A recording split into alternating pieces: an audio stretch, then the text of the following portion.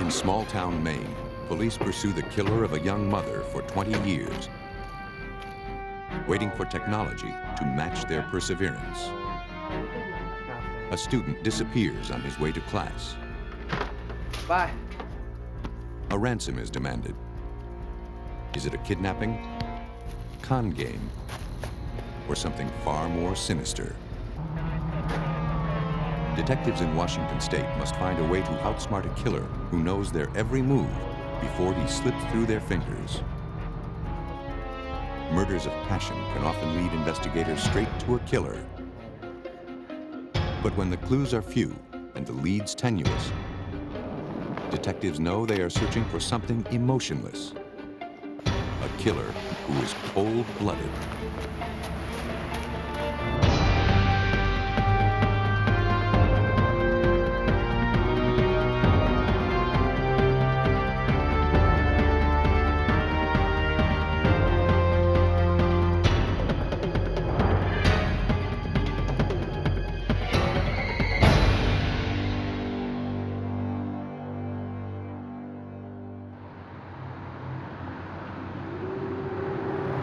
Norridgewock, Maine, November 23, 1976.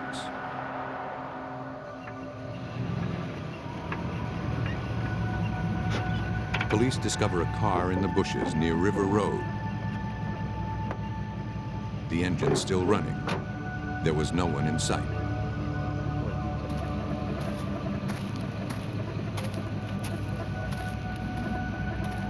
The officer called in the license plate number. The dispatcher said the car had been reported missing by the owner, Vaughn Stevens. Stevens claimed that his girlfriend had borrowed the car earlier in the evening to do some shopping, but had not returned.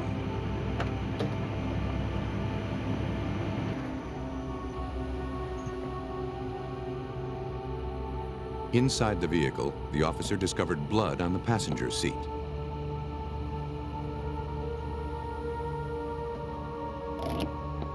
Vaughn Stevens was contacted and asked to respond to the scene. The officer continued to examine the vehicle.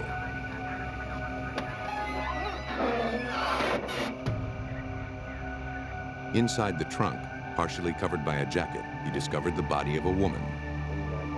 She was wearing only a pair of socks. Homicide investigations in rural areas fall to the state police. After being notified, investigators began to scour the area for clues.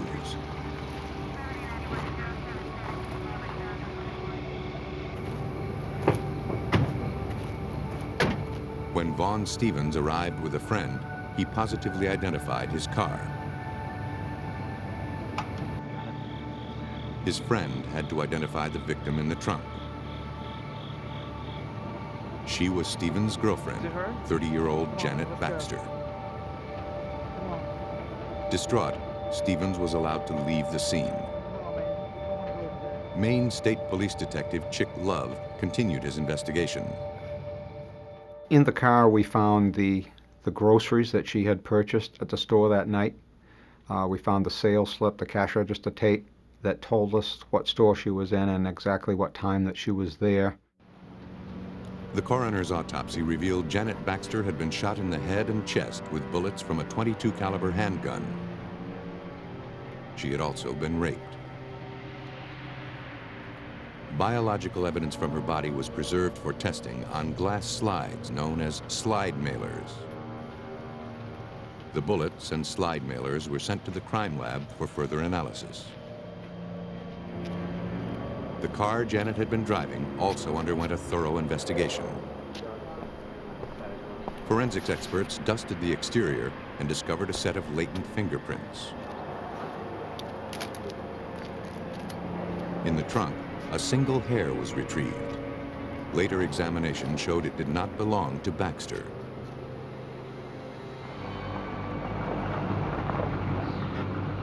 Hoping to find witnesses, detectives began canvassing the area near River Road. One resident, Clarice Merrill, said she had seen something odd the night before. While driving home, Merrill saw two vehicles pull off the road at the same location where Janet Baxter's body was later found. One of the cars was a yellow Volkswagen. Merrill believed the other car was a Ford LTD. Inside, she saw a man and a woman. The woman appeared to be asleep. Merrill helped create a composite drawing of the man in the LTD, while police began making efforts to locate the yellow bug.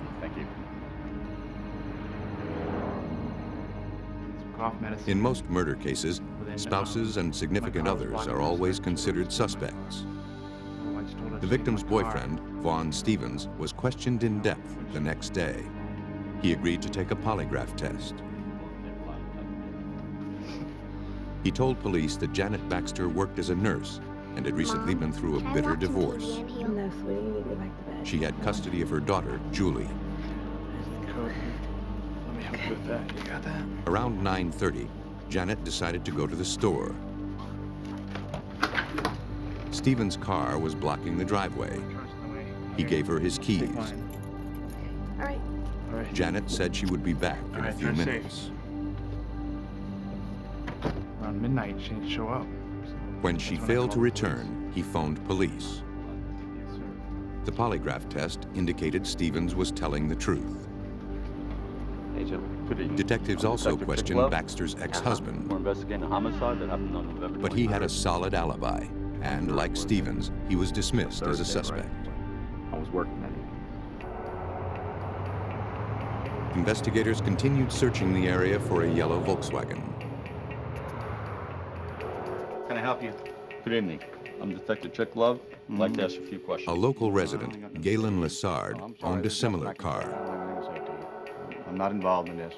When questioned, he was uncooperative and refused to be interviewed. No, you got the wrong person. You need to see someone else. Okay, bye.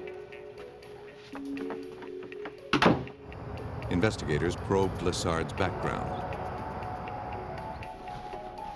Though nothing in his records indicated he was capable of murder, investigators learned he was friends with other men in town.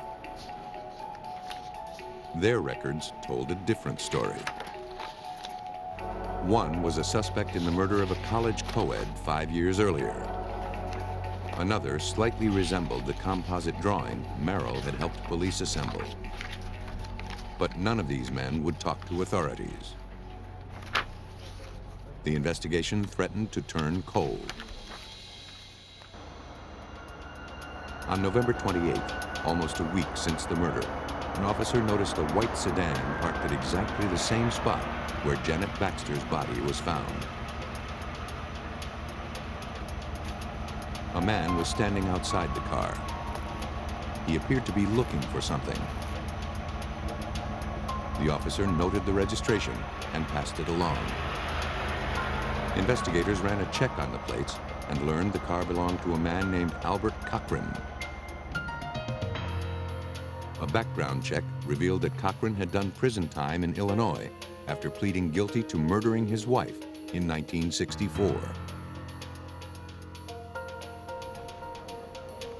Any different Despite a sentence of 50 to 75 years, he was paroled after 12 years. In early 1976, his parole was transferred to the same town in Maine where Janet Baxter lived. Cochran was brought in for questioning. You observed at a crime scene last night? He claimed that on the night of the murder, he was smoking marijuana and drinking with 3 strangers in the parking lot of a local bar. There that day? Yeah, on my way back. They invited him to a party, but he didn't want to leave his car near the bar, so he moved it to a supermarket parking lot, Gave me a ride, the same back to one the Janet grocery Baxter store. had I visited the night she was murdered. Police over there. I was just curious. So I went over there. Cochran said he got in the stranger's car, but made them pull over and let him out when he became suspicious of them. I mean, not. He claimed he then walked several miles to his brother's home in Norridgewock. On the way, he stated he saw police gathered at an area off of River Road. Of your hair, if you don't mind looking that over. Though he refused to take a polygraph, investigators obtained fingerprints and samples of his hair for comparison with previously gathered evidence. Just relax.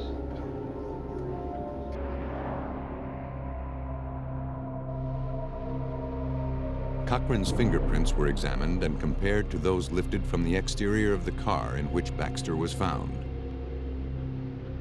His hair sample was compared against the hair found in the car's trunk. Neither the prints nor the hair samples produced a match.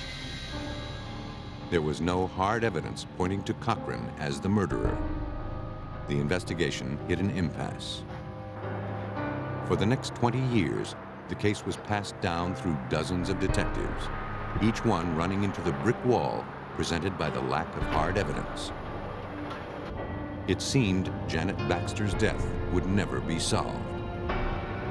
But her family refused to let it go.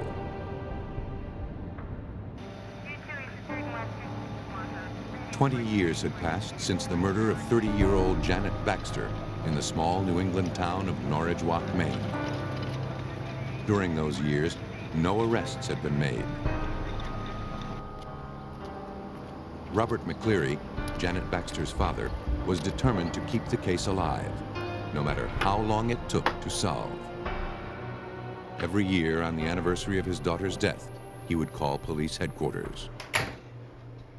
My desire to continue my contact with the state police was deeply motivated by my desire to see that somebody paid for what they had done to Jan.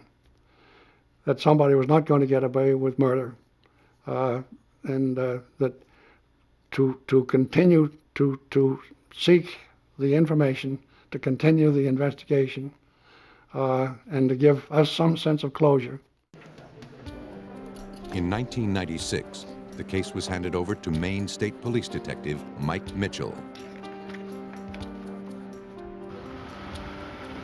After reviewing the case files, Mitchell paid a visit to Janet Baxter's parents. Detective Mike Mitchell, How do you do? State Police. He's here to The say detective some had things to grown us. up near Norridgewock and had been in elementary school when the murder occurred. Well, Mr. McClary, Mrs. McClary, I'm a detective with the Maine State Police, and I just want He promised he would do everything in his power to solve this case. If you have any questions of me, don't hesitate to call. Mitchell began by retracing the steps of the previous investigations. He was struck by the loose ends presented by the owner of the yellow Volkswagen, Galen Lassard, and his cronies, who refused to talk to police. Despite those unresolved issues, he decided to take another crack at Albert Cochran. Some detectives felt that Albert Patrick Cochran was a suspect and was the person responsible for the murder of Janet Baxter. Some detectives felt that it was another group of people that socialized together. So what I did is I took down all the names of all possible suspects that hadn't been alibied, not to have been in the area at the time, and listed them all down on a piece of paper, and by priority as to who looked like a better suspect than the others. And Albert Patrick Cochran was on the top of the list. To make his case, Mitchell first had to inventory what evidence had survived over the years. He contacted Maine State Police forensic chemist Chris Montagna. My other two roles were to see what was still around as far as evidence that had survived 20 years, and second, to reconstruct the notes and the work that had been done 20 years earlier and try and piece all of that together and link it to a suspect that Detective Mitchell was working on as the murderer of Janet Baxter. Now let's see what we've got. We've got the Volvo, Searching through the boxes of evidence, investigators found the original slide mailers. One looked blank, but was thought to possibly contain swabs of biological evidence from the victim's body. If the evidence had remained intact, it might be possible to extract DNA, a technique not in existence 20 years before. Under the microscope, the slides surprised everyone, revealing the presence of biological evidence removed from Janet Baxter. So both of them have a lot of sperm. This one. Oh, wow, I see him. Now, the number of... Now, investigators needed to find a DNA sample from Cochran. They did not have to go far to find what they needed.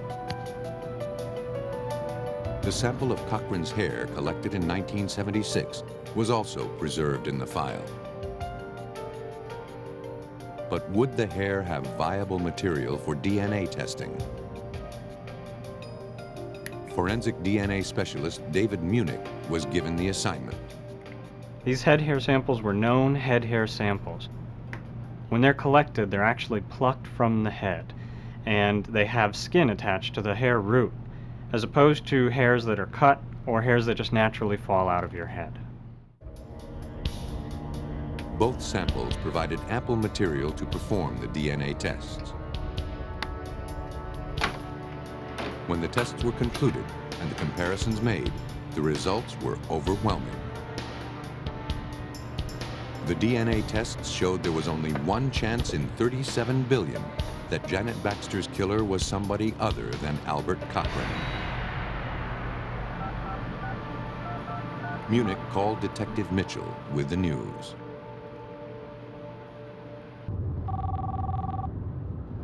When it came back a perfect match, I can remember I was driving down the road, I picked up my car phone, and I just couldn't believe it. My eyes filled up with water thinking that it was, you know, something you'll never forget. Any idea the date of birth? It's going to be in March. I'm going to think March 17th, 1938, maybe. He's about 62 years old. This is something. But where was Albert Cochran? What's his last name? Cochran. C-O-C-H-R-A-N. Computer checks tracked him down to an address in Stuart, Florida.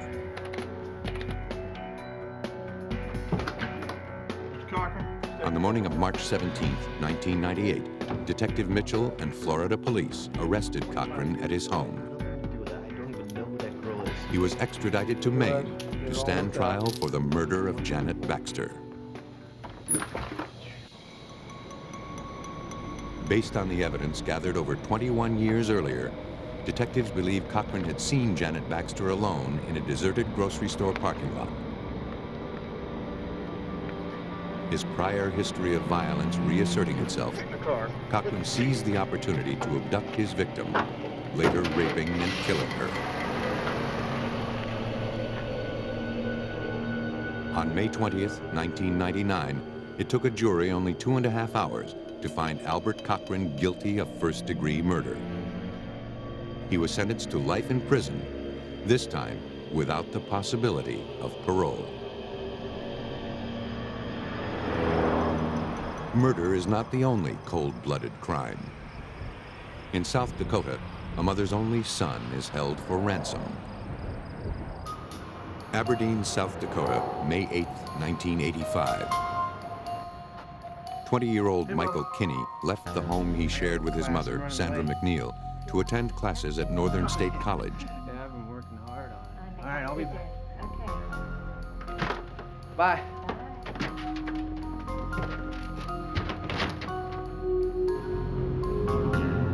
When Michael didn't return by the following morning, his mother became concerned.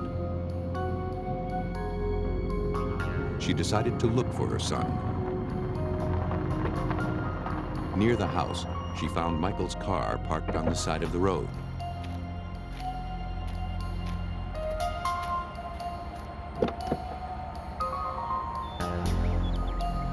Michael was nowhere in sight. Sandra McNeil contacted the sheriff's office. Brown County Sheriff Mark Milbrandt was assigned to look into the disappearance. We had some concerns due to the fact that Michael Kenny's car was found across the roadway from his residence and had been parked there for, we're assuming, anywhere from 24 to probably 35 hours, 36. The following day, Sandra McNeil received a mysterious phone call from an unidentified man. The caller told her to go to a bar in Aberdeen later that evening and look for an envelope under the payphone if she wanted to find out what happened to her son. She was told not to contact the police. Kinney's mother went to the bar and found an envelope hidden beneath the payphone.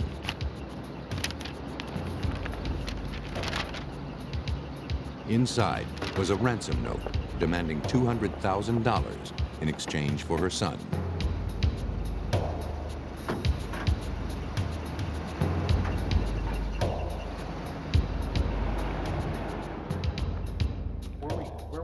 Despite the kidnapper's warning, Sandra McNeil gave the note to sheriff's investigators, who examined it for clues. South Dakota Department of Criminal Investigations agent Doug Lake was brought in to assist with the investigation. His first priority was to deal with the difficulties of obtaining the money. The ransom money was the victim's mother's money, and it was on Friday after the bank is closed, and the agents, the investigators, went around to the different banks in town and gathered up all the cash that they had on hand.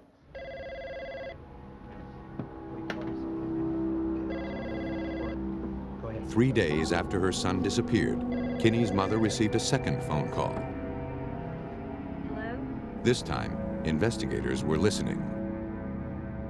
Is my son okay? Sandra McNeil was instructed to leave the money in Aberdeen Park at 9 p.m. Investigators traced the call to a public phone box, but the kidnapper hung up and disappeared before the police could close in. The phone had been wiped clean of prints. Okay, Melgar Park. Just a minute, Michael, right? He's fine. Can I talk to him? Until I get to mine. Investigators studied the tape. The caller stated Michael was not hurt, but refused to allow him to talk to his mother until the ransom was paid. The kidnapper described Michael's clothing to authenticate his threat. Investigators felt they had no choice but to follow the kidnapper's demands.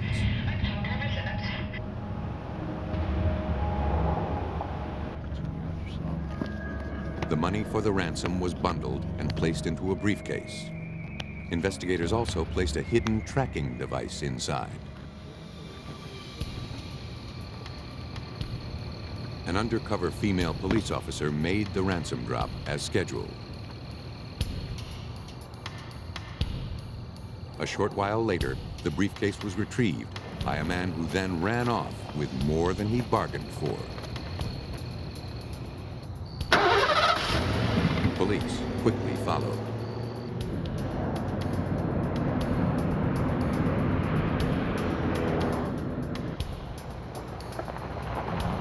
The suspect drove to a residence where he parked the blue Oldsmobile he was driving, transferred the briefcase containing the ransom money to an orange Camaro, and was joined by an unidentified female from inside the residence.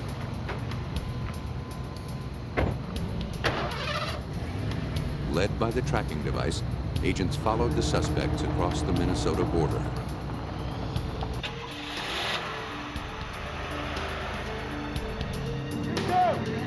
Just inside Minnesota, a roadblock halted the suspects' flight.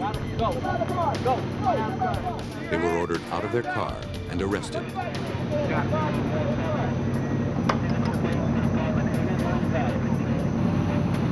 The driver was identified as 19-year-old Todd Miller. The passenger was his 17-year-old sister.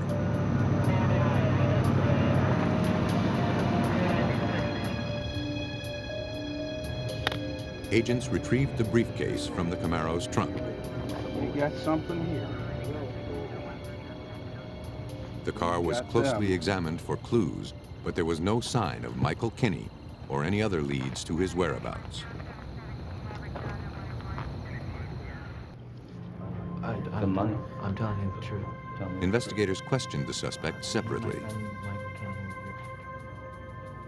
After a thorough interrogation, investigators found that Miller's sister genuinely appeared to have no clue about Kinney's disappearance or the ransom money. She was released.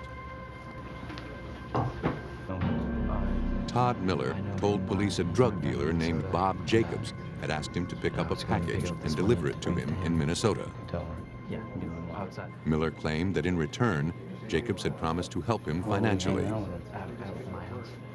When asked if he knew Kinney, Miller said he was a good friend, but he had no idea Jacobs' job was in any way related to Kinney's disappearance.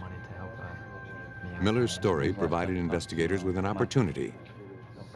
They would use him in a sting operation to nab the drug dealer. The ransom money was returned to him, and he was transported to the pre-arranged delivery point.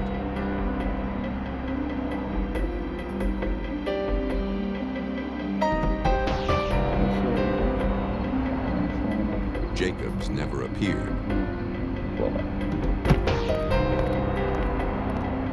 Detectives brought Miller back to the police station.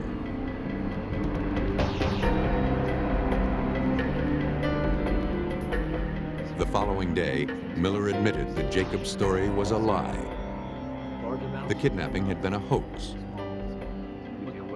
Claiming it was all Michael Kinney's idea, Miller explained he had helped stage the entire plot. Miller said he had been friends with Kinney since high school.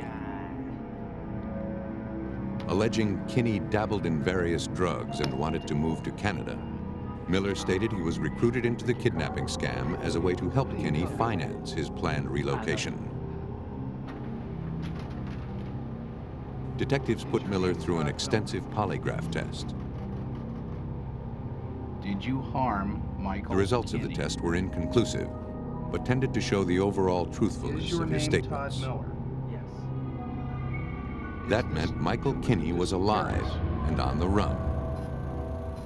A warrant was issued for his arrest.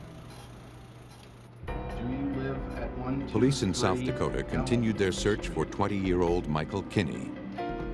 What had initially appeared to be a kidnapping was now starting to look like a deception. Have anything to do with the disappearance? Kinney's friend, Todd Miller, claimed to be a reluctant participant in helping Michael Kinney stage his own disappearance and extort his mother. As well as a swell rep. As the result of Miller's story, a warrant was issued for Kinney's arrest, but his whereabouts remained a mystery.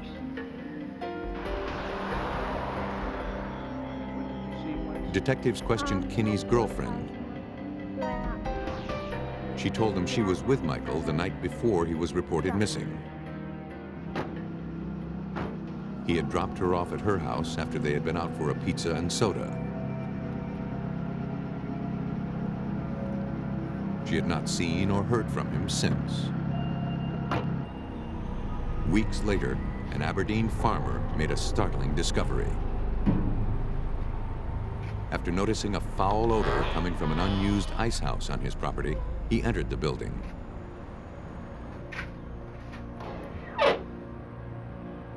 There, he found a body.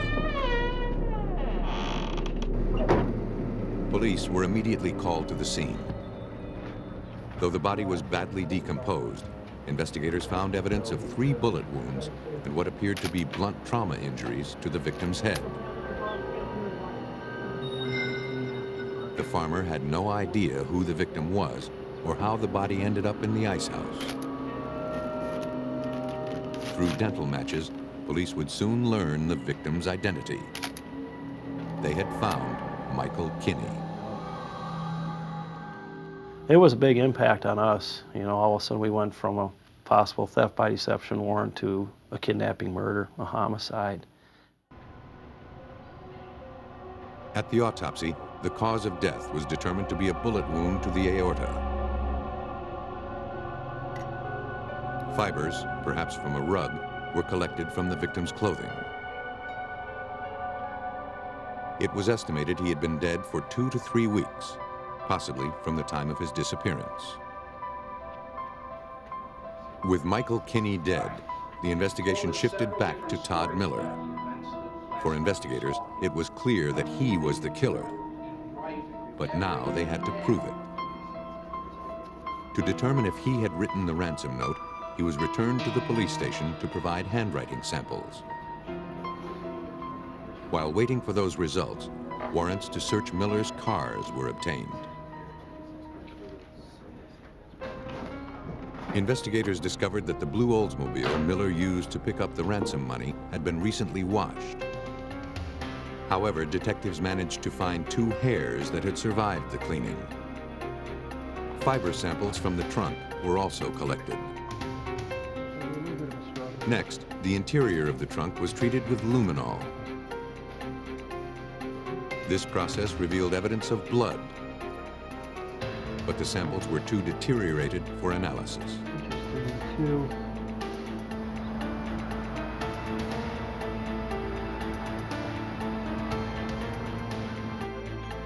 The evidence was hand-delivered to State Crime Lab analyst Rex Reese for comparison. Reese compared fibers removed from Kinney's clothing to those removed from the trunk of Miller's vehicle. There was an association of the fibers that comprise the liner in the trunk and present as loose fibers on the metal part or the base bottom of the trunk itself. These were black rayon synthetic textile fibers that comprise this liner. Present on Mr. Kinney's clothing were a number of these same type of black fibers. Though the analysis was incriminating, it was only circumstantial. Investigators needed hard evidence that Michael Kinney had been in the trunk of Miller's car. Reese next compared the 2 hairs recovered from the Oldsmobile's trunk with those taken from Kinney's head during autopsy. But Reese could only make a general comparison. The hairs recovered from the trunk were too damaged for a conclusive analysis. The hairs had been severed at the proximal end or near the scalp by blunt force, so we couldn't see any of the root structures there. But they exhibited human hair characteristics that were most similar to that of Mr. Kinney. Reese's analysis brought investigators one step closer to making their case. But it still wasn't enough. Experts conducted an extensive examination of Miller's handwriting. The unique characteristics identified in the ransom note matched those from Miller's sample. Mr. Miller? Yes? Despite his protests, Miller was arrested and charged with first-degree murder. Detectives determined that Miller had wanted to help his father get out of financial problems. He turned to the person he called his friend.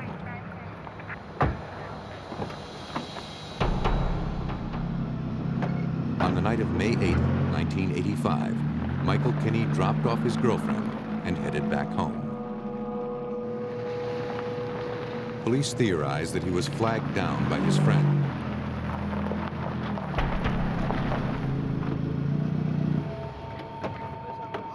How's it going, Mike? Hey, Todd. Completely unaware of what was about to befall him, Hey, Mike. Kinney was an easy mark for the cold-blooded violence Miller had planned. What's up with the gun, man? After striking Kinney's head, Miller loaded him into the trunk of his car and quickly fled the scene.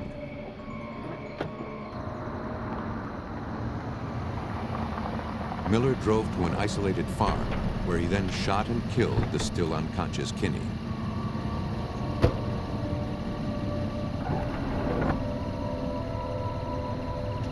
To cover his tracks, Miller hid the body in a derelict ice house. He then returned home and coldly set in motion his plans to extort Kinney's mother. At his trial, Todd Miller was found guilty of first-degree murder, kidnapping, possession of ransom money, and forgery.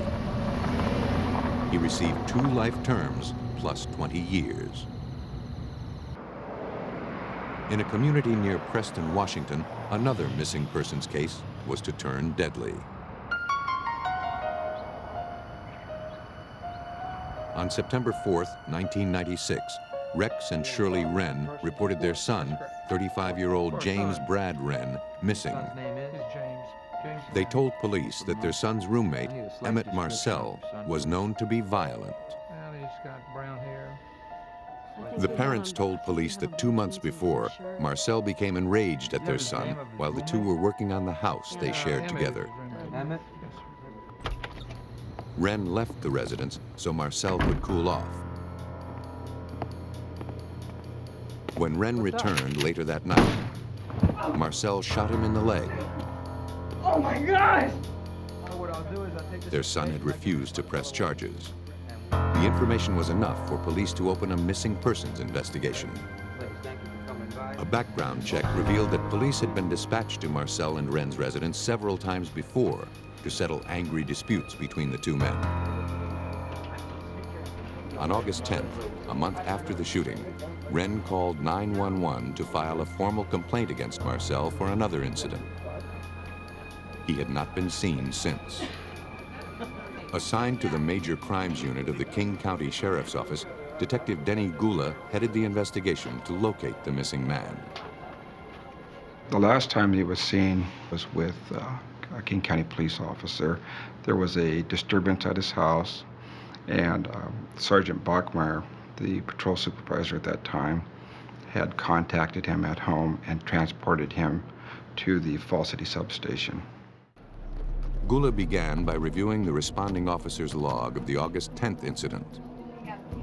Records showed that Sergeant Matt Bachmeyer had taken Wren to a nearby police station, taken a statement, then released him. Hoping for more detailed information, Detective Gula put in phone calls to Sergeant Bachmeyer. While waiting for a response, he continued his investigation. He questioned Wren's neighbors. One, Richard Pettygrove, recalled that the last time he saw Wren was on August 10th. He reported seeing Wren driven away in a police car following a fight between Wren and his roommate, Emmett Marcel. A real angry Richard person. described Emmett Marcel as a dangerous and angry person. Yeah.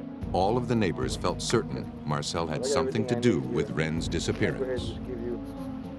My business cards. Detective Gula ran Marcel's name through the law enforcement database. Marcel had recently been put in a Tacoma jail for an unrelated traffic violation. Check on license plate. For investigators, it was time to pay a visit to the prime suspect in James Wren's disappearance. CCU. Okay, thank you. Police very in much. King County, Washington searched for 35-year-old James Brad Wren, reported missing by his parents. Wren's roommate, Emmett Marcel, was quickly becoming the prime suspect. Police went to question him in a Tacoma jail, where he sat for unrelated traffic violations. Is your name Emmett Marcel? Yes. Marcel agreed to take a polygraph. He appeared unconcerned and claimed to have no idea about where Wren might be. Did you or did you not? On the evening of August 10th, the day Wren was last seen, Emmett claimed he was with a friend in nearby Tukwila, Washington. You do not know why you. Though the polygraph strongly indicated he was telling the truth, investigators were unconvinced. They obtained warrants to search Marcel's car. On the floorboard, investigators found a prescription bottle with Wren's name on it. They also found a hammer with a reddish-brown substance on it.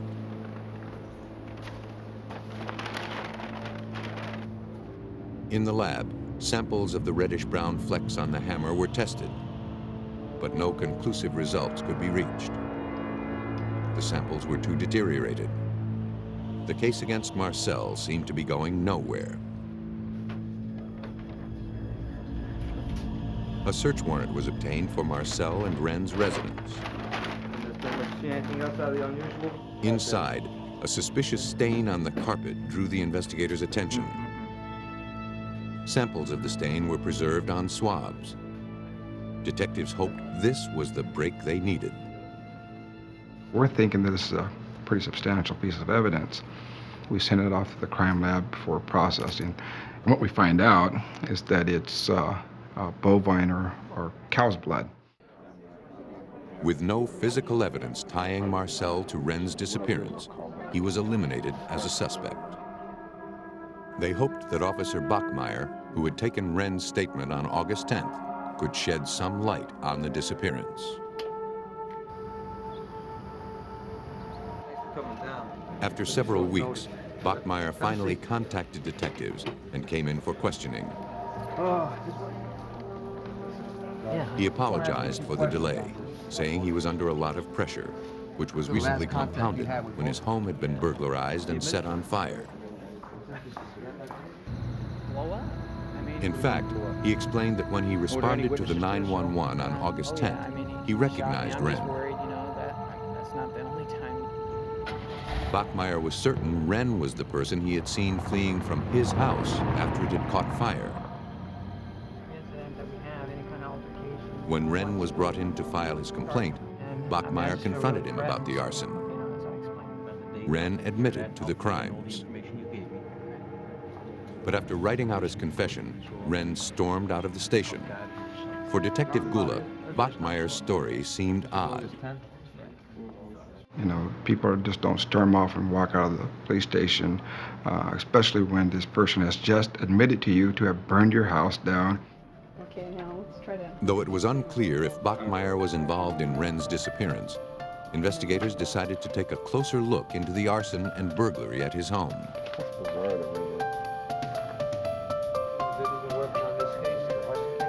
Detective Gula met with the Renton PD arson investigators who had been the first to look into the fire at Bachmeyer's house. After first believing the motive behind the fire was possibly an act of revenge by a criminal, they were now convinced Bachmeyer had set the fire himself.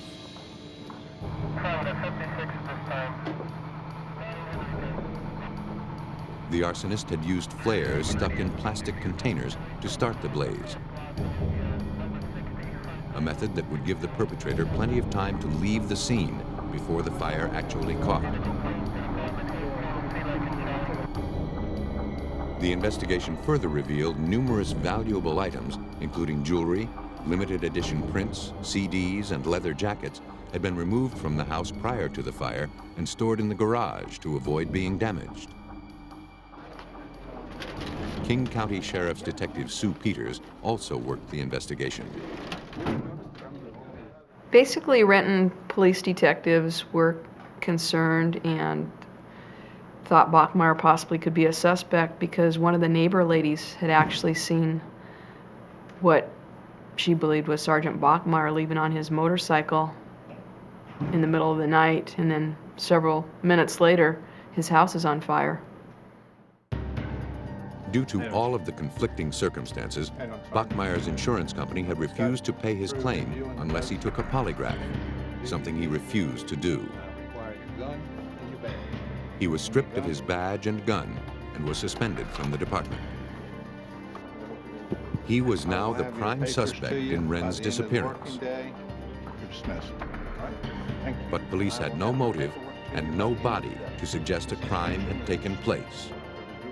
Investigators would have to outsmart a man who knew how to hide evidence. Police in Washington State were beginning to suspect that fellow officer Sergeant Matt Bachmeyer was responsible for the disappearance of 35-year-old James Brad Wren. According to Bachmeyer, Wren had confessed to torching and burglarizing the officer's home just before he disappeared. A copy of Wren's confession to Sergeant Bachmeyer was obtained.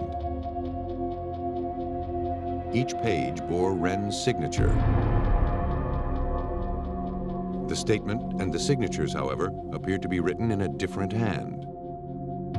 But it was not unusual for an investigator to write out a story and have a suspect sign it. To be sure, the confession was sent to a handwriting expert.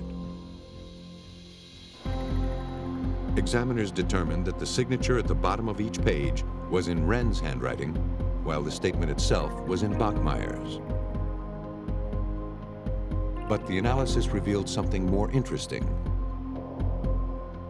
Though the entire statement was written in the same color ink, one type of pen had been used to write the first two pages, which pertained to Wren's complaint about Emmett Marcel, but pages 3, 4, and 5 had been written with a different pen.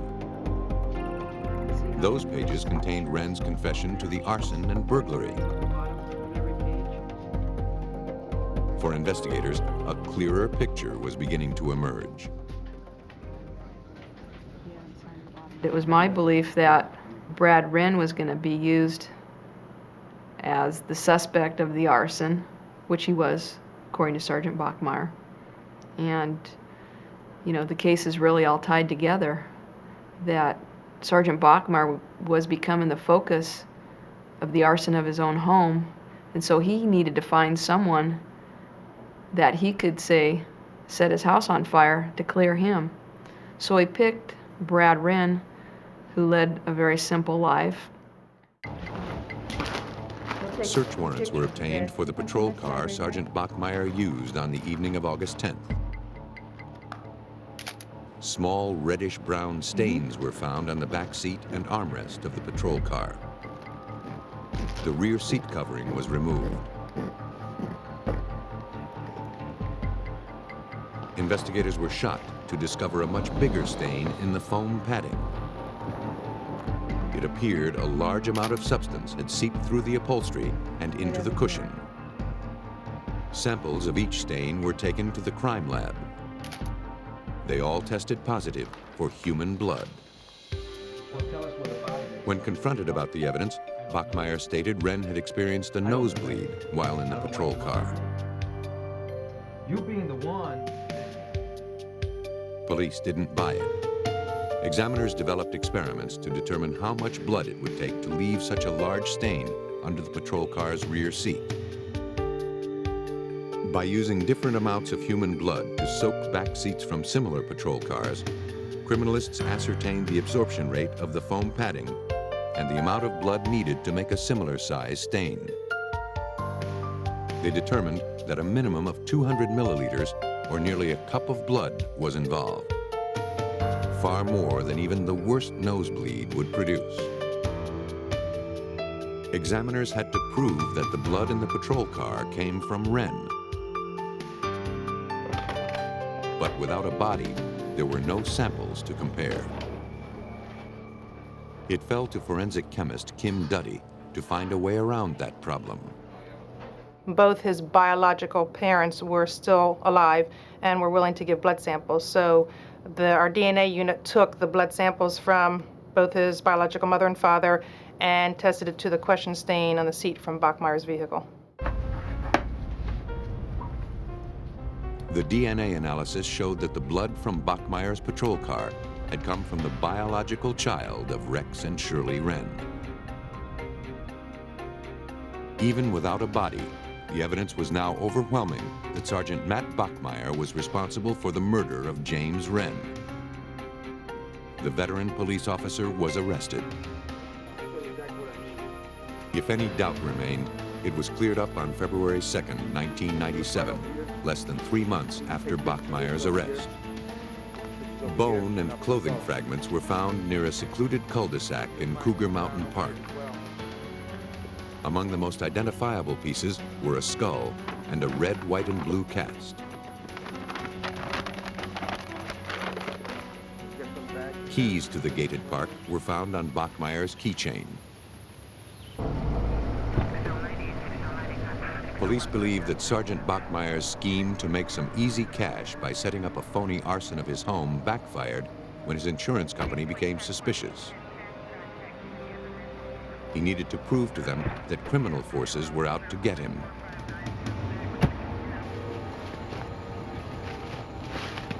Wren became a patsy in his twisted plan.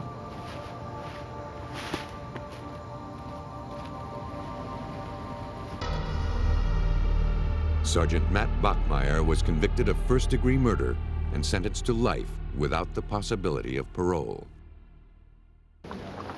Killers who strike without remorse, whose motives are obscure, can frustrate detectives in their efforts to solve a case.